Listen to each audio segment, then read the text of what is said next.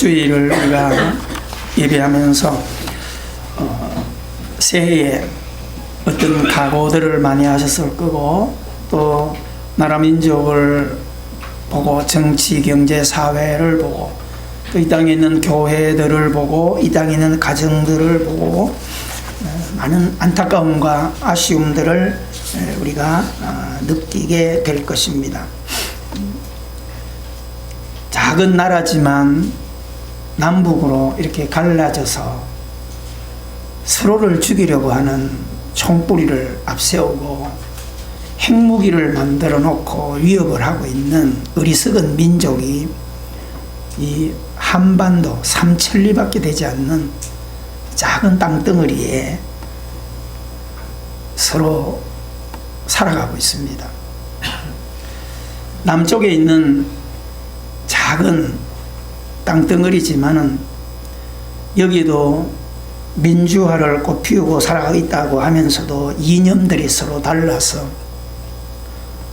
지역마다 분권이 되어 있고 영호남이 서로 적대관계를 가지고 살아왔고 도마다 번벽들을 가지고 있다가 이제 뭔가 민주화로 인해서 꽃이 좀 피는가 싶었더니 이제는 좌우로 나누어져 가지고 이 땅이 어리석고 미련한 모습을 가지고 있습니다. 기독교가 이 땅에 들어온 지 100년이 지났습니다.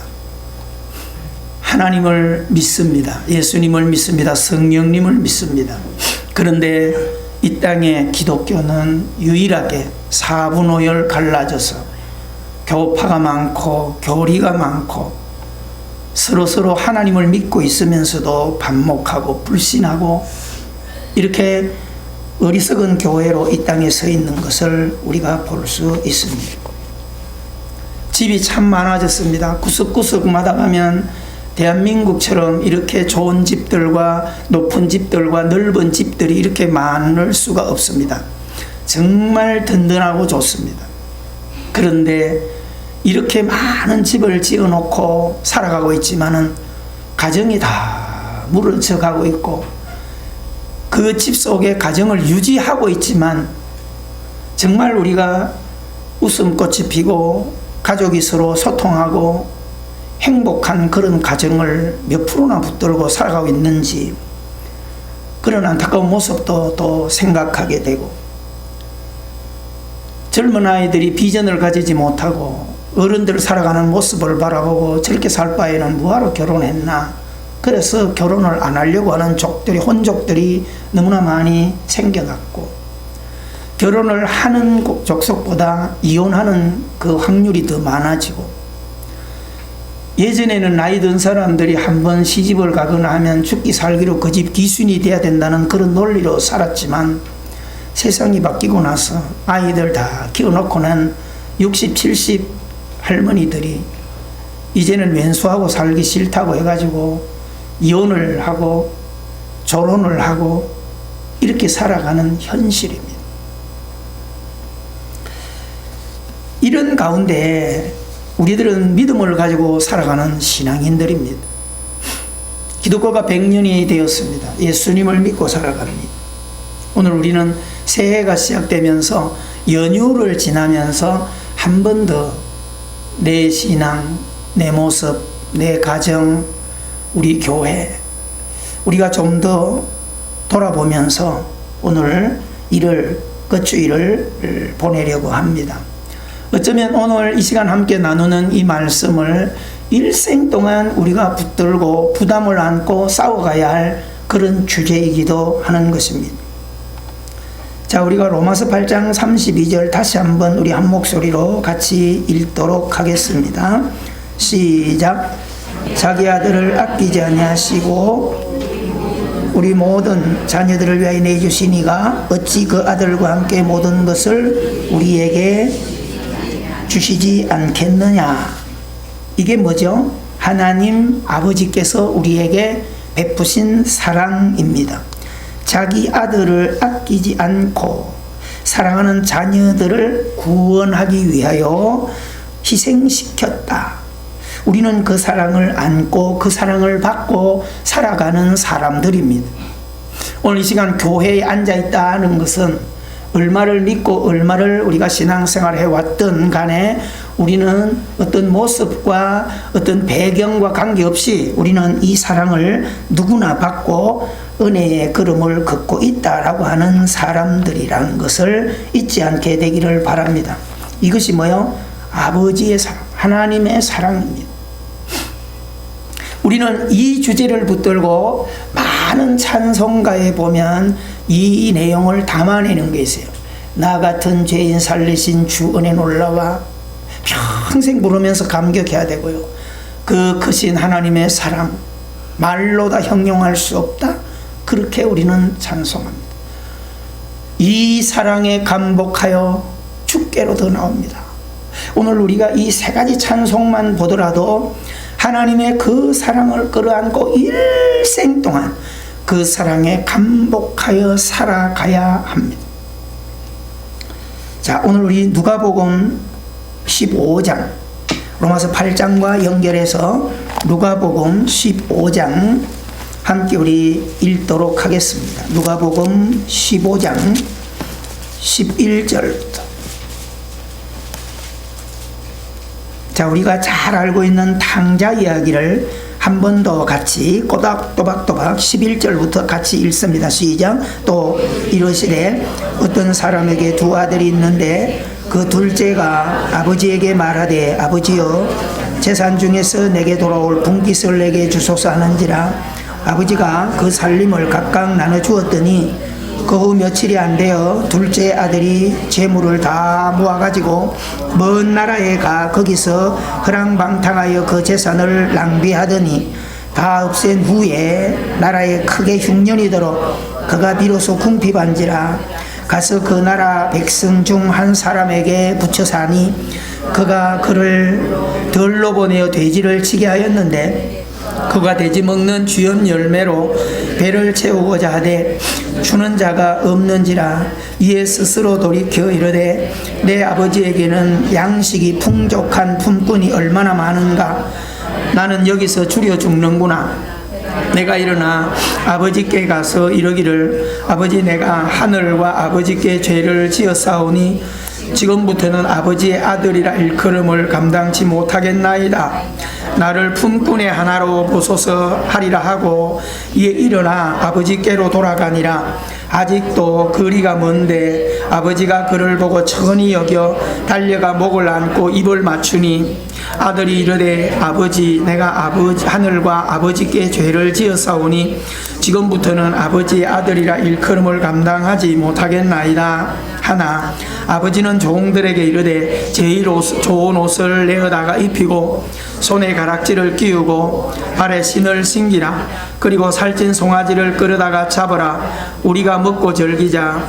이 내 아들은 죽었다가 다시 살아났으며 내가 잃었다가 다시 얻었노라 하니 그들이 즐거워하더라. 맏아들은 밭에 있다가 돌아와 집에 가까이 왔을 때에 풍악과 춤추는 소리를 듣고 한 종을 불러 이 무슨 일인가 물은데 대답하되 당신의 동생이 돌아왔음에 당신의 아버지가 건강한 그를 다시 맞아들이게 되므로 인하여 살찐 송아지를 잡았나이다 하니 그가 노하여 들어가고자 하지 아니하거늘 아버지가 나와서 건한데 아버지께 대답하여 이르되 내가 여러 해 아버지를 섬겨 명을 어김이 없거늘 내게는 염소 새끼라도 주어 나와 내 벗으로 즐기게 하신 일이 없더니 아버지의 살림을 창녀들과 함께 삼켜버린 이 아들이 돌아오매 이를 위하여 살찐 송아지를 잡으셨나이다. 아버지가 이르되 예 너는 항상 나와 함께 있으니 내 것이 다 내 것이로되 이 내 동생은 죽었다가 살아났으며 내가 잃었다가 다시 얻었기로 우리가 즐거워하고 기뻐하는 것이 마땅하니라 하니라. 아멘. 자, 오늘 우리가 이 본문은 뭐 외우라 그래도 다 외울 만큼 동화도 듣고 이야기로도 듣고 비유로도 듣는 귀한 메시지입니다. 하나님의 로마서 8장의 이 사랑을 가슴에 끌어안고 그 하나님의 사랑을 구체적으로 이야기해 놓은 것이 바로 이 누가복음 15장에 있는 탕자 비유입니다. 무슨 이야기죠? 한 집안에 아버지를 중심해서 양축 두 아들이 있는데 둘째 아들은 막무가내입니다. 어떤 면에서는 자기만 알아요. 형도 이 아들에게는 없고 어떤 면에서는 아버지도 없어요. 키워놨더니 내 목 내놓으세요. 자기 중심적으로 재산을 다 받아가지고 객지로 나갑니다. 형 생각 안 합니다. 아버지 생각 안 합니다. 내 앞길만 생각합니다. 내가 돈 벌어서 호요시 가고 뭐 뒤에 어떤 효도할 생각을 했는지 안 했는지 모르지만 어쨌든 간에 이 아들은 자기 중심적으로 재산을 챙겨서 밖으로 나아가서 결국은 도시에 가서 허랑방탕하게 됐다는 거죠. 다 무너졌고 다 허비했습니다. 욕심대로 살아보려고 했지만 잘 되지 않았습니다. 결국은 친구들도 다 떠났고 굶어 죽을 수는 없어서 어떻게 왔어요? 시골 변두리에 가가지고 돼지 치는 집에 가서 돼지를 치러 오늘로 말하면 노동을 합니다. 머섬으로 들어가서 일을 합니다. 너무나 배가 고파가지고 돼지에게 주는 지엄 열매가 있습니다. 전에도 얘기했지만은 그 지엄 열매가 바로 열매가 요겁니다. 터키나 이런데 성지순례 여행을 가면 상점에 가면 가게마다 이걸 팔아요. 이걸 왜 파느냐? 이게 좋은 간식입니다. 우리나라로 말하면 말린 대추와 말린 꽃감과 비슷해요. 맛이 나요. 이거를 더운 지역에 여행 다니면서 많이 넣어 다니면서 배고플 때마다 이거를 쪼개서 이렇게 꼭꼭 깨물어 먹으면 달짝지근하니까 요 지엄 열매인데 이것을 모아가지고 축산 돼지 사료로 쓰니까 이것을 돼지에게 주는데 너무나 배가 고프니까 돼지가 먹는 요 지엄 열매도 하나 좀 뺏어 먹는데 주인이 보고는 못 먹게 뺏고 발로 차버렸다. 얼마나 비참하냐라고 하는 것입니다. 그렇게 떨어진 그 아들, 오늘 우리로 말하면 이 성경적인 내용으로 말하면 이방인을 이야기합니다. 하나님의 성민 아래 들지 못한 이방인들을 말하고 죄를 지고 바깥에서 구부러져 살아가는 그런 인생들을 말합니다. 기득권 밖에 있는 사람들을 말합니다. 그런데 이 아들이 풍족했을 때는 자기중심으로 살다가 쫄딱 망했을 때는 어떻게 해요? 너무너무 비참해지니까 그때야 비로소 뭘 생각하는 거예요? 아버지 집을 한번 생각해 보는 거예요. 사실 아버지 집 생각하는 것 자체도 미안하고 죄스러운 거예요. 왜요? 이미 아버지와의 관계를 끊고 나온 거예요. 자기 몫을 다 챙겨 나왔다. 이 말은 이미 정리하고 나왔다는 거예요. 그러나 자기가 추락하고 더 이상 이 세상 바깥에서 존재할 수 없는 그런 형편에 추락한 망하고 나니까 아버지 집을 다시 한번 돌아보는 생각하는 기회를 가지는 거예요. 그러면서 그가 지엄 열매도 먹지 못하는 그 자리에서 어떤 결단을 하죠? 일어나요. 일어나서 내가 여기서 굶어 죽는 것보다는 소망을 여기서 죽는 것보다는 거기 앉아봐야 나를 살려줄 사람은 없으니까 아버지 집에 가도 내 몫은 없어요. 이미 다 가져 나왔어. 그러나 확률이 뭐죠? 아버지 집이니까 거기는 그래도 먹을 게 많이 있다는 확률. 어차피 가도 내가 아버지한테 주장할 건 없지만은 희망을 50%라도 걸고 일어나서 아버지 집으로 돌아갑니다. 아버지 집에 돌아가니까 어떤 결론이 일어났습니까? 아버지는 그 아이를 내치는 것이 아니라 그 아이가 자기 몫을 챙겨 나갔지만은 여전히 하루도 아들 걱정을 안 하는 날이 없이 그 아들이 잘 되기를 바랬고 언젠가는 망하든 성공하든 그 아들이 자기에게 돌아오기를 바라는 그런 마음을 가지고 기다리고 있는 거죠. 그래서 동구 밖에 나무에다가 노란 손수건을 걸고 언제든지 아들이 돌아올 수 있도록. 그래서 우리가 이런 탕자의 모습을 가지고 오늘날 교회 신앙에도 적용을 해서 믿지 않는 형제들, 믿다가 세상으로 나간 가족들, 형제들을 기다리는 마음으로 7월 7일을 세븐데이라 해가지고 7월 7일 날 노란 손수건을 선물해주는 그런 전통도 이제 만들어가는 그런 모습들을 우리가 볼 수가 있습니다. 아버지 집에 돌아올 때 이 탕자는 어떤 마음으로 자기를 이야기합니까? 어떤 주장도 조건도 내세울 게 하나도 없어요. 그러니까 아버지 집에 돌아가는데 아버지 집에 뭐가 있는 거예요? 품꾼이 많은 거예요. 그러니까 자기도 이제 아들 자격으로는 갈 건덕지가 없으니까 무엇으로 가겠다는 거예요? 일꾼의 머슴의 자격으로는 설마 아버지가 안 받아주겠나? 머슴의 자격으로 돌아가려고 할 때 이 아들은 마음에 그동안 자기가 아들이다, 재산도 있었다, 이런 모든 기득권들은 뭐야, 손에서 다 내려놓아야 되죠. 어떤 것도 주장하지 못하고 조건을 내세울 수 있는 것은 아무것도 없습니다. 이렇게 해서 빈 마음을 가지고 머슴의 하나로 아버지 집으로 향해 들어갑니다. 자기가 생각했던 것과 아버지 집에 들어갔을 때는 아버지는 다른 자세로 이 아들을 기다리고 있었던 거예요. 어떤 잘못을 했든 자기 몫을 다 챙겨나갔든 한 번 내 몸에서 난 자식은 영원히 내 자식이라는 이 핏줄의식을 아버지는 가지고 있었던 거죠. 아들이 돌아올 때 동구밖에 뛰어나가 목을 안고 끌어안으면서, 그죠? 이 자식은 돌로 맞아 죽어도 싼 자식이에요. 율법을 어긴 거나 똑같은 거예요. 그러나 그 동네 사람들이 이 아이를 돌로 쳐서 죽일 수 없도록, 맞아도 그래도 내가 맞겠다는 그런 마음으로 이 아버지는 그 아들의 목을 끌어안고 집으로 들어갑니다. 집에 들어갔더니 어떻게 하나요? 너무너무 이 아들이 돌아오면 잔치를 해주기 위해서 음식을 대기해 놓고, 옷도 사놓고, 새 신발도 사놓고, 반지도 준비해 놓고 다 준비해 놨어. 목욕을 시키고. 아버지가 아들을 맞아줄 때 마음은 뭐죠? 이 나쁜 놈, 죄진 놈, 불효자식이 돌아왔다가 아니라 잃었다가 얻었다, 죽었다가 살아났다. 이해가 되십니까?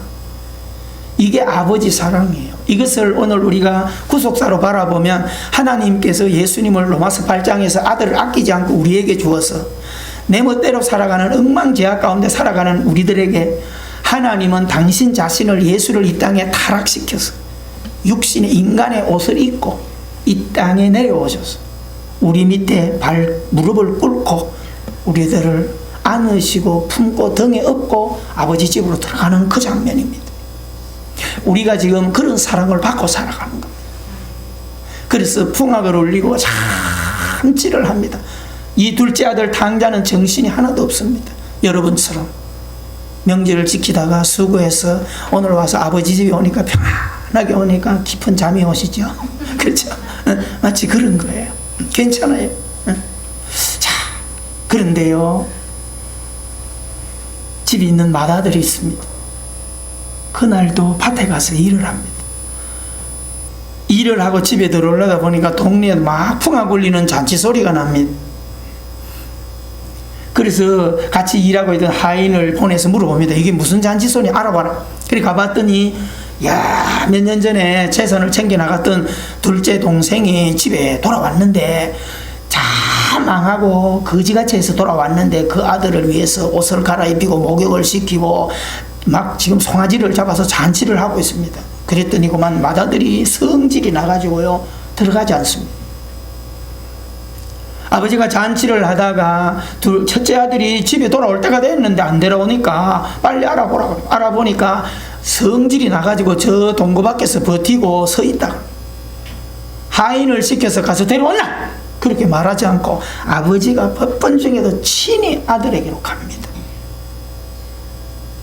너 왜 안 들어오냐?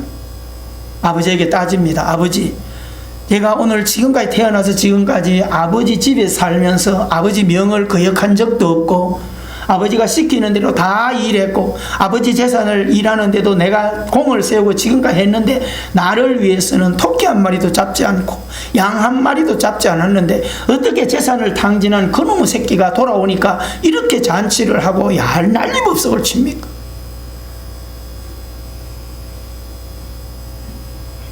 그때 아버지는 그렇게 말합니다. 야, 니건 내 것이 어디 있냐? 내 것이 다 니 거고. 아버지가 하는 이야기는 단순히 돈 몇 푼, 땅 몇 개, 몇 평을 주려고 하는 것이 아닙니다. 영적인 어마어마한 유산까지도 자녀들에게 아낌없이 주려고 하는 그 아버지의 마음을 누가 모르고 있는 겁니까? 맏아들이 전혀 모르고 앉아있어요. 여러분, 여기에서 우리가 조금 생각을 해봐야 됩니다. 그러면 둘째 아들도 역시 아버지 마음을 모르고 자기만 알고 밖으로 나가서 다 허랑방탕하게 떨어먹고 집에 돌아왔죠. 여전히 형도 모르고 아버지도 모르던 자식이었습니다. 그러면 집안에서 효도한다고 하는 이 맏아들, 아버지의 명을 한 번도 거절하지 않았다고 하는 이 맏아들은 효자입니까? 저는 효자가 아닙니다. 여전히 그 동생을 동생으로 여긴 적도 없고 집에 있는 아버지를 아버지라 여긴 적이 없습니다. 목적이 뭡니까? 언젠가는 아버지 재산을 내 것으로 만들 그 목적을 가지고 살아가는 맏아들입니다. 홀로 맏아들은 성경적인 구속사의 교훈으로는 유대인을 이야기합니다. 바리새인들을 이야기합니다. 예수님이 오셨을 때 많은 유대인들과 바리새인들은 율법적으로 흠이 없을 만큼 완벽했고 예배생활 잘했고 충성했고 헌신했고 화려한 예배를 드렸고 수십 년 걸려서 예배당을 검치를 해가면서 지어내놨고 기도를 많이 하고 헌신을 많이 한다고 했고 사거리에 나가서까지 기도할 정도로 대단한 모습은 가졌지만 전혀 예수님과 하나님과 관계없는 신앙생활. 뭘까요? 자기 의에 충실했습니다. 자기 의에 충만했습니다. 사랑하는 성도 여러분, 이제 이 시점에서 우리 눈을 좀 뜨십시다. 사랑하는 성도 여러분, 우리는 어느 자리에 있습니까? 어떤 면에서는 저는 지금 말합니다. 탕자와 맏아들을 우리는 구분해서 이야기할 수 없어요. 지금은 예수님이 오셨고 예수님 우리 마음에 계셔서 우리가 지금 은혜 시대하고 있는데 이 탕자와 맏아들은 지금 어디에 가 있을까요? 우리의 마음에 둘 다 들어앉아 있다는 거예요. 믿으시나요? 탕자와 맏아들이 지금 어디에 있습니까? 현대 대한민국 교회 안에 지금 둘이 다 있다 이 말입니다. 여러분 잘 생각하셔야 됩니다. 예수님은 하나님이 보내셔서 자기 백성을 찾아 구원하러 오셨어요. 근데 그렇게 찾아온 유대인 자기 백성들은 그 예수님을 갈기갈기 찢었어요. 자기들의 열심과 자기들의 의로움과 자기 자아에 도취되어서 그 예수님을 벌레보듯 했고 그 예수님을 시골떡이 촌놈으로 여겼고 나사렛에서 무슨 선한 것이 나겠느냐고 그 예수님을 십자가로 채찍질하여 내몰았습니다. 사랑하는 성도 여러분, 오늘 우리는 2020년을 살아가고 대한민국에 어떤 외국에 있던 장로님 한 분이 한국에 들어와서 저녁 8시쯤 돼서 인천공항에 김포공항을 내려오면서 야, 한국 교회가 해안가로 올라오면서 관악산 서울대학교 상공을 나름 신림동을 해가지고 이렇게 해서 김포공항에 내리면서 빨갛게 채워진 교회 십자가를 바라보면서 하나님께 찬양을 드렸다고 그래요. 사랑하는 성도 여러분, 오늘 우리는요 명절 주간에 우리의 신앙을 잘 한번 생각해 보십시오. 명절 지키느라 얼마나 수고했어요. 그렇죠? 선물을 사다 드리고 용돈을 드리고 먼 길을 꾸역꾸역 갔다 오면서 얼마나 수고했습니까? 진짜 수고한 거예요. 그런데 오늘 우리가 이 초점에 맞춰 본다면 그렇게 모습으로 선물로 이렇게 다 섬기는 거 그건 누구나 섬길 수 있는 거예요. 그런데 오늘 우리는 그 마음에 무엇을 가지고 있느냐를 생각하고자 원하는 거예요. 우리 옆 사람 손을 한번 잡아봅시다. 옆 사람 손을 잡고 정신 차려보세요. 피곤해도 정신 차리세요. 옆 사람 보면서 내가 사랑한다고요. 크게 해봐요. 내가 사랑한다고요. 저를 보세요. 누구나 할 수 있는 거예요.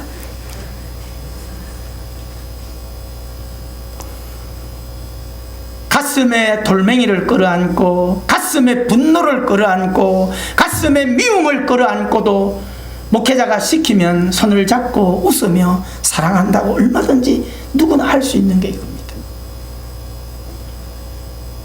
이것이 오늘 우리들의 신앙이며 이것이 오늘 우리들의 가정이며 이것이 오늘 하늘에서 바라보면 빨간 십자가가 이 땅에 가득가득 채워진 한국의 모습입니다.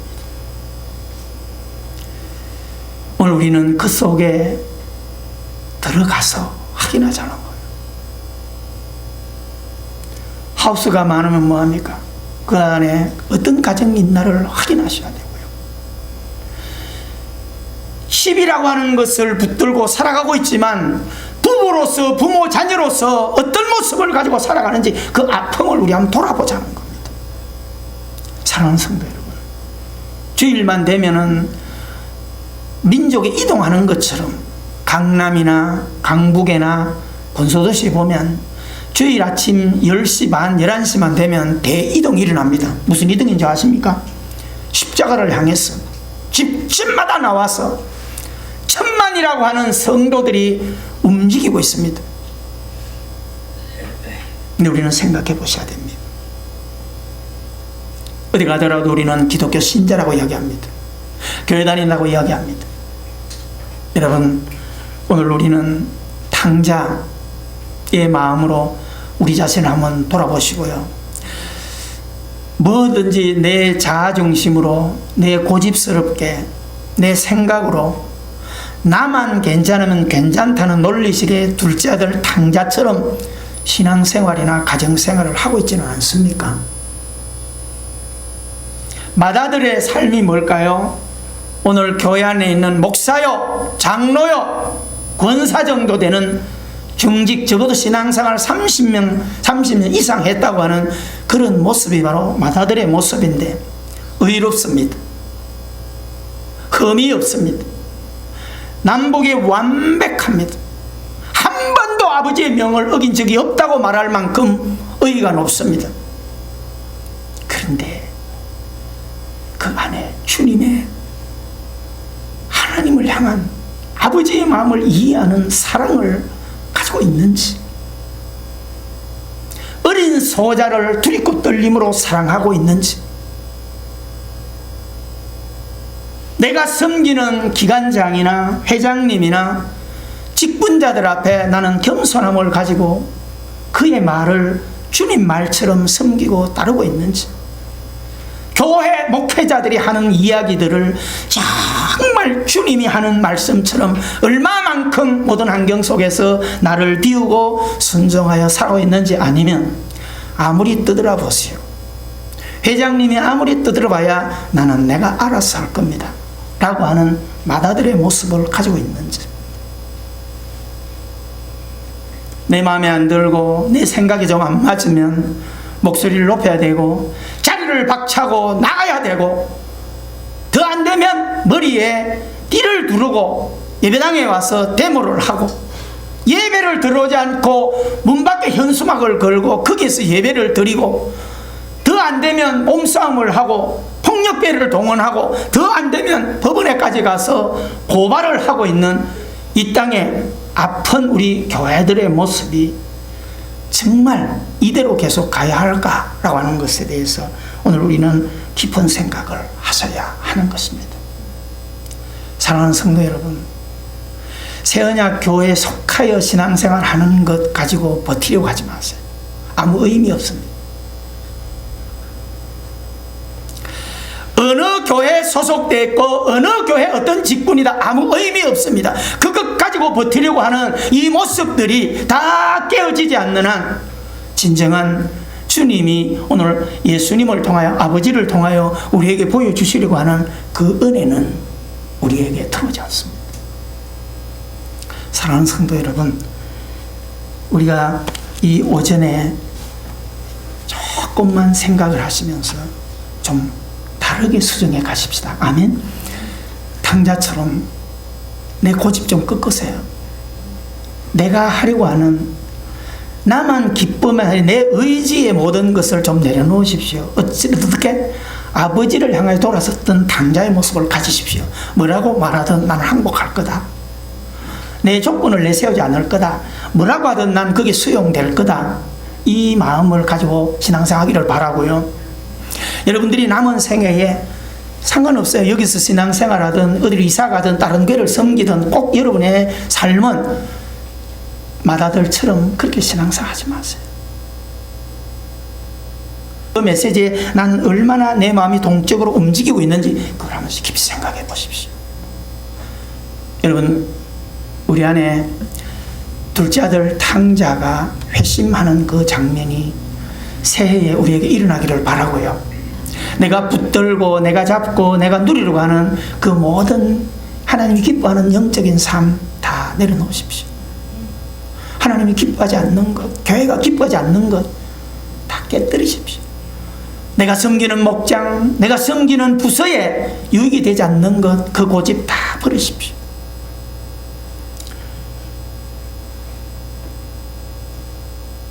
우리는 항상 탕자의 초점에 맞춰 있습니다. 더 심각한 것은 맏아들이 문제예요. 여러분, 한국 교회는요, 초신자들이 문제가 아니야. 한국 교회는 새신자가 문제가 아니야. 오래 믿은 내가 문제예요. 사랑하는 성도 여러분, 누구를 탓하기 전에 우리는 말씀으로 돌아가야 됩니다. 할렐루야. 꼭 한 해 살아갈 때 주님 앞에 손을 다 펴시기를 바랍니다. 아멘. 진짜입니다. 스펀지 인격을 가지고 강철 같은 내 마음이 아니라 옥토가 되어서 어떤 것든지 수용할 수 있고 어떤 말씀도 따라서 자라고 열매 맺을 수 있는 그런 축복의 걸음을 우리 모두 걷게 되기를 주의 이름으로 축원합니다. 아버지는 성경 안에 누가복음 15장에 갇혀 있지 않습니다. 우리 예수님은 지금도 우리에게 와서 여전히 탕자를 부르시고 있고 맏아들을 집으로 데려 들어오기 위해서 들판에 나가실 겁니다. 언제까지요? 이 땅을 문 닫을 때까지 그렇게 하실 거예요. 그러면 우리는 뭐예요? 지금 계속 레일이 부산까지 그렇게 가는 것처럼 그렇게 버티려고 하지 마십시오. 주님 앞으로 항복하여 들어가십시오. 아멘. 저 사람이 은혜 생활하는지 자도취돼서 하는 건지 다 보면 알아요. 얼굴의 삶에 드러나게 돼 있어요. 사랑하는 성도 여러분, 특별히 우리 이전에서 함께 이 복음을 같이 나누고자 원하는 분은 어른이든 목회자든 중직이든 청년이든 자네 관계없이 모두가 다 예수님의 마음으로 돌아가기를 바랍니다. 아멘. 진짜 남은 생애에 어떤 누가 어려워도 기뻐도 아무 관계없는 그놈이 돌아온 거하고 나하고 무슨 상관이 있냐? 집에 잔치하는 거하고 나하고 무슨 상관이 있냐? 이런 논리로 빠져서 신앙생활 하는 분들이 의외로 많아요. 여러분, 우리 예수님은요, 함께 웃고 함께 울었습니다. 믿으십니까? 우리 새언약 가족들은 남은 생애에 이 세상 풍조를 따르지 마십시오. 이 세상의 교회들이 이런 게 문제다 저런 게 문제다 그렇게 말하는 것 너무 민감하지 마십시오. 돌아서면 그게 우리들의 모습이에요. 오늘 철저히 내 삶부터 내 가정에서부터 우리 교회에서부터 로마서 8장 32절과 누가복음 15장의 이 탕자 이야기를 잘 접목을 해서 그 사랑에 감복하여 은혜의 걸음을 걸어갈 수 있도록 하기를 바라고요. 아멘. 네.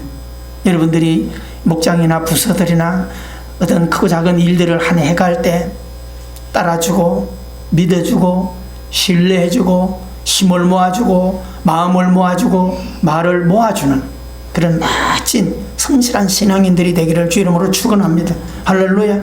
외톨이가 되어서 내 마음에 싫고 내 마음에 안 닿으면 나는 참석 안 하고 내 멋대로 살아가는 외톨이 인생은 사단의 밥이 됩니다. 하나님이 기뻐하지 않습니다. 교회를 주시고 가정을 준 것은 연합하여 살아가라는 것입니다. 한없이 높은 내 의로움, 한없이 의로운 내 잘남, 그거 다 깨뜨리십시오. 아무 부질없는 거예요. 여러분이 먹고 사는 일에 있어서 그렇게 하십시오. 여러분이 어떤 전문성을 띠는 데 있어서 똑똑하십시오. 여러분들이 직장에서 여러분의 사업장에서 한없이 연구해가지고 남에게 치지 마십시오. 그러나 하나님이 집에서는 겸손한 바보가 되십시오. 진심으로 여러분에게 부탁을 드립니다.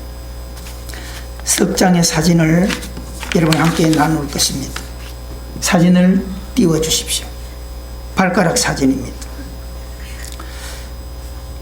서로 모습은 다릅니다. 색깔도 다릅니다. 그러나 함께 살아가는 한 몸의 지체들입니다. 언제나 어떤 때에도 우리 서로 잘나고 못남이 없습니다. 사랑의 가족 공동체이기 때문입니다. 두 번째 사진입니다. 부부가 잘났든 부부 중에 남편이 잘났든 아내가 잘났든 아무 관계 없습니다. 먼저 무릎을 꿇고 섬겨주고 채워주는 그런 부부로 살아가기를 바라고, 성도 중에 누가 있더라도 누가 잘났든 못났든 아무 관계 없습니다. 먼저 주님의 마음으로 무릎 꿇고 섬겨줌이 중요합니다. 사랑은 둘이 연합하여 100%를 살아가는 것입니다. 사랑에는 높고 낮음도 잘나고 못남도 없습니다. 서로의 부족을 채워주는 행복입니다. 사랑의 잔도 역시 채워져야 넘치게 된다는 것입니다. 세 번째 사진입니다. 예수님은 잘났든 못났든 늙었든 젊었든 모든 환경과 관계없이 그분을 찾는 자에게 등을 내주십니다. 여러분 힘들고 어려울 때 우리 주님은 여러분을 업고 가실 것입니다. 한 주 동안 살아가면서 힘들고 어려울 때 딴 데 가서 딴전 부리지 말고 주님께로 오십시오. 주님은 여러분의 기도를 들으실 것이고 여러분을 안아주실 것입니다. 여러분, 부부로 만나는 것 완벽한 사람들의 만남이 아닙니다. 서로 부족을 채워주기 위해서 만남이고 서로 약함을 도와주기 위해서 부부로 만나는 겁니다. 요즘 아이들이 왜 결혼하려고 하는지 아십니까? 완벽한 사람 찾으려니까, 내게 도움이 될 만한 사람을 찾으려고 하니까, 열쇠 많이 가진 사람을 찾으려고 하니까 그런 사람 없어요. 여러분, 우리 젊은이 청년들 정신 바짝 차리십시오. 그런 사람 만나봐야 오래 못 가고 이혼해야 돼요. 부족한 사람 찾으십시오. 좀 못난 사람 찾으십시오. 그런 사람 만나서 하나님 그 부족, 그 못남 채워가며 살아가는 배우자로 살아가도록, 그게 부부입니다. 성도들이 있습니다. 벗들이 있습니다. 직장이나 사업장이나 세상에 나가서 사람을 사귈 때 내 의로움, 내 잘남 가지고 절대 하나 될 수 없습니다. 어딘지 가더라도 벗들 앞에도 겸손하십시오. 잘난 체하지 마십시오. 아는 척하지 마십시오. 누가 얘기하면 들으십시오. 수용하십시오. 그래야 좋은 친구를 발견하게 되고 좋은 벗과 함께 살아갈 수 있는 것입니다. 여러분, 우리 교우들요, 잘나고 못남이 어디 있습니까? 하나님의 사랑받는 가족입니다.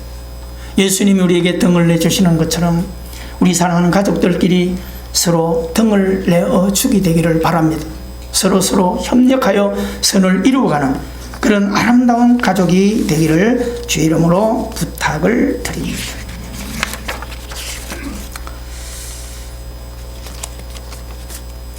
칼럼을 하나 읽어드리고 마치겠습니다. 물처럼 살아가자는 것입니다. 오늘 우리는 아버지 하나님의 마음을 끌어안고 누구를 만나든 물처럼, 물은 항상 자기의 진로를 찾아 멈추는 일이 없다. 막히면 돌아가고 깊은 곳은 모였다가 채워져서 넘어간다. 지혜로운 인생이란 돌뿌리의 장에는 지혜롭게 넘어가고 웅덩이는 뒤에서 돌아가는 것. 물은 자신의 유연함을 움직여서 다른 것을 움직인다. 물은 때로는 단단하게 뭉치게도 하지만 단단한 땅도 부드럽게 만든다. 아무리 단단한 흙 덩어리도 가루로 만든다. 강하면 쉬이 부러진다. 물의 부드러움을 배워서 외유내강으로 남은 세상을 우리 함께 살아가자. 물은 장애를 만나면 그 세력을 몇 배로 증가시킨다. 물이 모이면 아무리 큰 태산도 쓸고 내려간다. 부드러운 물은 큰 나무도 송두리째 뽑아버린다. 연약한 물이 모아져서 강력한 힘을 만들듯 연약한 인간일수록 연합할 줄 아는 인격을 가지고 살아가자. 삼겹줄이 쉬이 끊어지지 않는 것처럼 더불어 함께할 때 힘이 된다. 나를 꺾을 줄 알고 양보하는 물에 성숙한 인격을 담자. 물은 스스로 맑으려 하고 다른 것의 더러움을 품고서 씻어간다. 물의 생명은 깨끗함과 정결함이다. 물을 만나면 모든 더러움이 깨끗해진다. 물은 모든 것에 수용된다. 우리 기독교도 이제는 더 성숙하자. 기독교의 생명은 사랑이다. 물처럼, 예수님처럼 때로는 남보기에 오염된 물로 보이고 때로는 예수님처럼 오염된 영성으로 보이나 그것은 품기 위함이며 그것은 흉악무도한 나 같은 죄인을 품기 위함이다. 사랑이 가장 풍성한 신앙과 교회가 그립다. 용서와 이해와 수용함이 풍성한 신앙과 교회가 더 그리워진다. 넓은 마음, 그릇된 신앙을 만들자. 모든 환경을 포용하면서 살 때 멋진 리더로 살게 된다. 물은 망망대해를 채우고 하늘로 다시 올라 구름이 되고 비가 되어 내려와 씻고 생명을 살린다. 때로는 얼어서 단단한 얼음이 되어 지나는 사람들의 길이 되기도 하고 아이들의 썰매장이 되어 주기도 한다. 그러나 그 물로서의 초심을 잃는 법은 없다. 작은 물은 아래로 흘러가면서 연합을 이루어 바다를 만들어간다. 깊은 바다로 두려움이 없이 나아가게 되나 색깔도 내용도 다른 바다를 만나 자신을 감추고 수용되어 하나로 살며 크고 작은 생명을 살려간다. 우리 물처럼 부드럽게 세상을 품고서 아름다운 하모니를 만들어가는 물처럼 예수님처럼 살아가자. 그들과 세상은 틀린 것이 아니라 조금 다른 것뿐임을 명심하면서 가슴에 손을 얹으십시다. 사랑의 하나님, 이 시간 저희들